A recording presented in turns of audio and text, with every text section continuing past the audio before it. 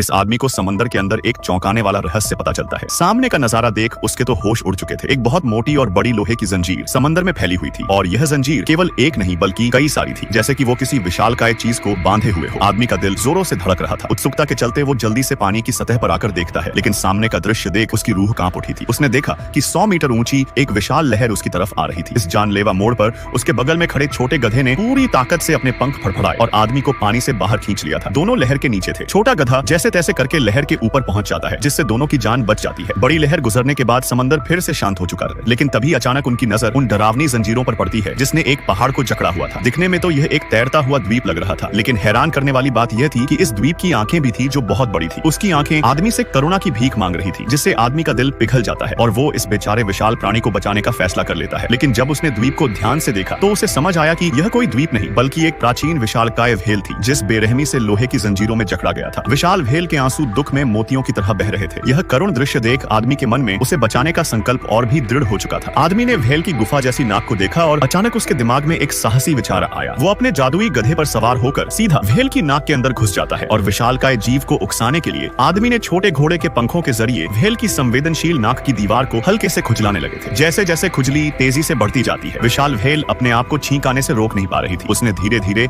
अपना पहाड़ जैसा सिर ऊपर उठा लिया था। समंदर का पानी पल भर में उसकी नाक में घुस जाता है और जंग लगी नाजुक लोहे की जंजीर टूटने लग जाती है। फिर जैसे ही व्हेल सर को और ऊपर उठाती है तो बाकी की जंजीरें भी एक एक करके टूटती चली जा रही थी, जिसके अगले पल ही व्हेल ने इतनी जोर से छींक मारी कि वो अपनी बेड़ियों से आजाद हो जाती है। आदमी और गधा भी मौका देखकर जल्दी से भाग निकले थे। उड़ने वाला यह छोटा गधा कोई साधारण जानवर नहीं था। वास्तव में यह एक आसमान का देवता घोड़ा था जो मस्ती के लिए एक दिन धरती पर उतरा था। उसने एक किसान के गेहूं का खेत बर्बाद कर दिया था। इस आदमी को उस खेत की रखवाली के लिए रखा जाता है। फिर एक दिन जादुई घोड़ा नदी में गिर गया था। दयालु आदमी रस्सी फेंककर उसे नदी से बाहर निकलता है और उसे मौके पर पकड़ लेता है। जब वो घोड़े को बांधने जा रहा था तब घोड़े की आंखों में पछतावा के आंसू उभर आए थे, जिससे दयालु आदमी का दिल पिघल जाता है। उसने घोड़े से एक सौदा किया कि अगर वो फिर कभी खेत को नुकसान नहीं पहुंचाएगा तो वो उसे आजाद कर देगा। आजाद होने के बाद घोड़ा आदमी की दयालुता से खुश हो जाता है और उसका एहसान चुकाने के लिए उसने अगली सुबह तक जादू से 2 खूबसूरत घोड़े आदमी को उपहार में दे दिए थे और खुद भी एक सीधे साधे छोटे गधे में बदल गया था जो बिजली की रफ्तार से दौड़ने के साथ साथ आसमान में भी उड़ सकता था। वो आदमी की रक्षा के लिए उसका साथी बन जाता है।